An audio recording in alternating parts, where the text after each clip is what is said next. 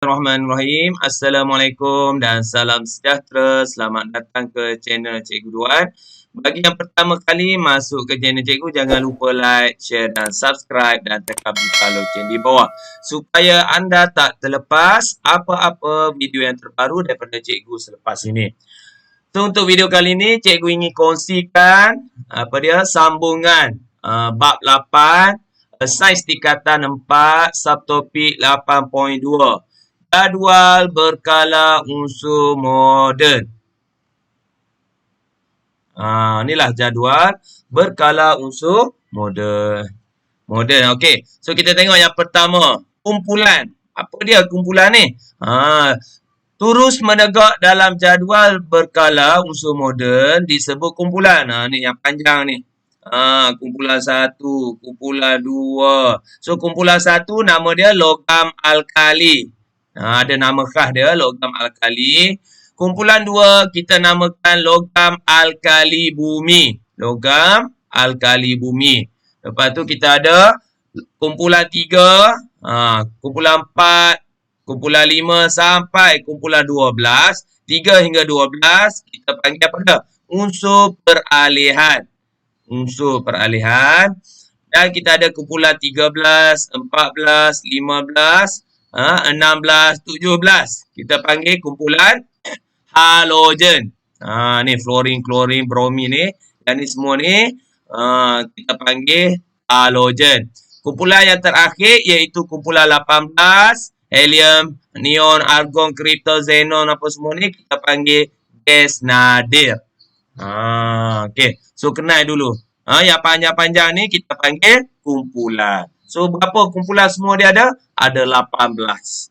Okey. Kiri ke kanan pula, kita panggil kala. So, ada berapa? Kala 1. Ni, hidrogen helium. Kala 2. Kala 3. Kala 4, 5, 6, 7. Tu kita panggil kala. Okey. Terdapat 7 kala dalam jadual berkala unsur moden. Lepas tu, di bawah kala 7 ni, di bahagian bawah terdapat 2 siri unsur dengan nombor proton 57 hingga 71.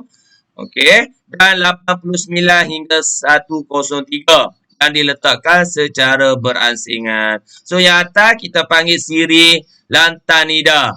Yang bawah kita panggil siri aktinida. Tolong ingat.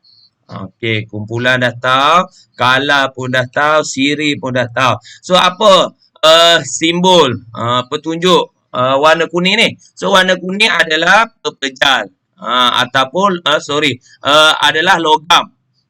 Yang kuning adalah logam. Okey, yang warna apa ni?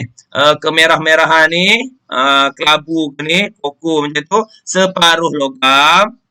Dan warna biru adalah bukan logam.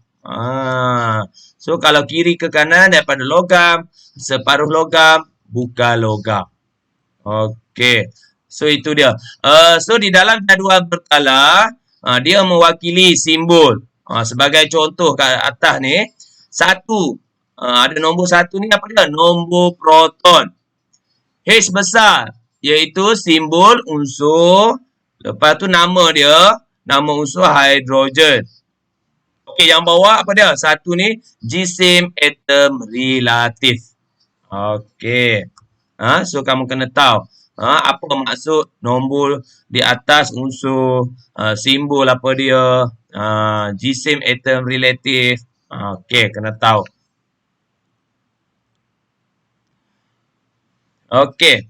Terus menegak dalam jadual berkala, macam cikgu sebut sebelum ni, iaitu apa dia? Kumpulan. Terdapat 18 kumpulan. Cikgu dah bagi tahu dah. Tapi kamu kena ingatlah. Kumpulan 1 logam alkali. Yang ni yang special lah. Kumpulan 2 logam alkali bumi. Kumpulan apa dia? 3 hingga 12. Okey. Itu adalah unsur peralihan. Kumpulan 17 halogen, 18 gas nadir. Kena ingat. Nama-nama kumpulan yang special ni. Okey, sama juga tadi cikgu dah bagi tahu ada 7 kala. Dan ada 2 siri lantanida dan aktinida. Okey. Inilah jadual berkala unsur moden. Apabila merentasi kala dari kiri ke kanan, didapati sifat kimia dan sifat fizik unsur berubah secara beransur-ansur. Iaitu macam mana? Sifat logam berkurang dan sifat bukan logam meningkat. So samalah tadi kita beritahu apa dah? Daripada logam, separuh logam kepada bukan logam. Perubahan sifat oksida daripada oksida base kepada oksida asid. Sifat kekonduksian arus elektrik semakin berkurang. Yalah, daripada separuh kepada bukan logam. Biasanya logam lah yang mengalihkan arus elektrik. Prinsip susunan unsur dalam jadual berkala. So, macam mana dia susun ni? So, ikut suka ke? So, macam mana dia susun? Dalam jadual berkala unsur moden ni, unsur disusun mengikut tertib menaik nombor proton. Penting nombor proton dari kiri ke kanan dan dari atas ke bawah. So, kamu ingat. Dia susun macam mana? Ikut nombor proton. Nombor proton ditakrifkan sebagai bilangan proton yang terdapat di dalam nukleus sesuatu atom. Okey, kita pergi kepada susunan. Macam mana susunan elektron unsur ni? Okey, sebagai contoh kat sini, apa dia ni? Sodium 23. So, macam mana sodium? Kalau tengok jadual tadi, ada apa? Yang ke 11. Natrium tu. So, macam mana nak susun dia? Bagi atom neutral, bilangan proton adalah sama dengan bilangan elektron. Elektron disusun mengelilingi nukleus dalam petala elektron. Yang ni yang bulat ni kita panggil petala. Petala elektron. Elektron akan memenuhi petala terdekat dengan nukleus terlebih dahulu. So, yang dalam ni dulu. Yang ni dulu. Okey. Elektron hanya dapat diisi dalam petala baru apabila petala sebelumnya telah diisi. Okey. So, kena satu-satu petala. Okey, kita tengok. Petala pertama 2 elektron. Petala kedua 8. Petala ketiga 18.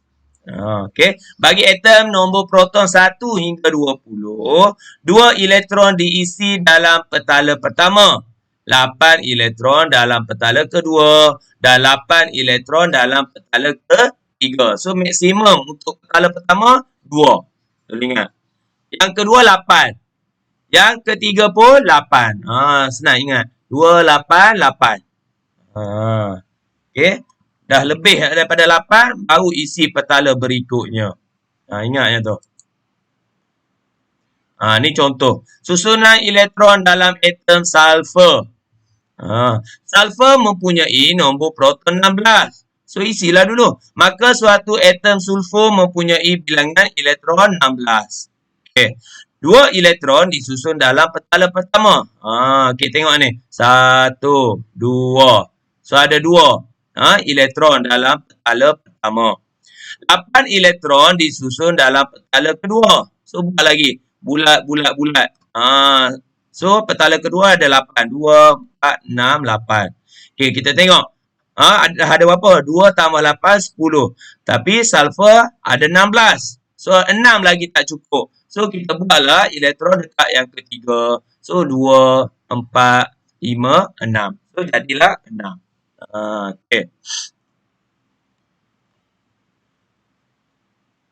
Susunan elektron bagi atom sulfur ditulis sebagai 286. Ni cara nak tulis susunan elektron. 286. Susunan elektron duplex ialah susunan elektron yang stabil yang mempunyai 2 elektron pada petala pertama. So, yang pertama tu kena komplit 2 sahaja. Okey. Yang ni kita panggil apa dia? Keseimbangan ataupun duplex. Susunan elektron duplex. Dia kena cukup dulu. 2 ni. Susunan elektron oktet pula. Tadi duplet, ingat double. Duplet, double, 2. Susunan elektron oktet ni 8. Oh, ni 8 ialah susunan elektron yang stabil yang mempunyai 8 elektron pada petala terluar. So, ada cukup 8. 2, 4, 6, 8. Maksudnya dia dah stabil. Ya, elektron oktet dia. Pembentukan ion positif dan ion negatif. Kebanyakan atom mempunyai susunan elektron yang tidak stabil. Betul? Maka atom ini akan cenderung untuk membentuk susunan elektron yang stabil. Atom neutral membentuk ion melalui pendermaan elektron pada petala terluarnya kepada atom lain atau menerima elektron pada petala terluar daripada atom lain. Ni cara dia. Okay. So, biasanya kalau yang neutral ni, dia derma ada yang duduk luar sekali. Ingat, petala yang dekat luar sekali, yang tu dia akan derma. Ataupun akan terima elektron. Dia bagi cukup. Bagi cukup ataupun stabil oktet dan duplet. Ingat yang tadi tu. Hal ini adalah bagi mencapai susunan elektron duplet atau oktet yang stabil. Apabila suatu atom menderma atau menerima elektron, atom itu menjadi zarah bercas yang disebut sebagai ion. Ion. Ion positif terbentuk apabila atom unsur logam menderma elektron. Sebab tu kalau ada simbol positif tu, maksudnya dia cenderung untuk menderma elektron dia. Ion negatif terbentuk apabila atom unsur bukan logam menerima. Yang ni terima. Kalau negatif, dia terima elektron. Ni contoh. Macam mana pembentukan ion positif. Mg2+. Okay. So, atom magnesium, kalau neutral, kalau kita buat susunan dia, 282. So, dekat luar sekali berapa? 2 kan? So, dia akan lebih 2. Dia akan derma 2 elektron. So, kita buat petak macam ni. Lepas tu, atas sebelah kanan tu, kita buat 2 2+. 2 tambah ni. Atas ni. So, yang ni kita panggil ion magnesium. Sebab itulah magnesium simbol dia Mg. Kalau charge, apa dah? Mg2+. Mg2+. 2+ sebab apa 2? Dia derma 2 elektron untuk kestabilan dia. Duplet dan oktet. Okay. Okay, contoh satu lagi. Yang negatif pula. So, kalau neutral, yang tak ada charge, klorin 287. Okay, 7. Dekat nak 8 dah tu. Dia tak cukup berapa lagi nak jadi 8. Dia nak 1 lagi. So, dia akan terima 1 elektron. So, buat petok macam ni. So, tambahlah 1 lagi. Lepas tu, buat negatif atas. Sebab itulah simbol klorin untuk charge ni Cl negatif. Tak ada. Ni, Cl negatif. Wallahualam. So, setakat itu saja perkongsian cikgu untuk kali ini. Kalau anda suka video cikgu, jangan lupa like, share dan subscribe dan tekan butang loceng di bawah. Sehingga berjumpa lagi dalam video akan datang. Wallahualam. Assalamualaikum.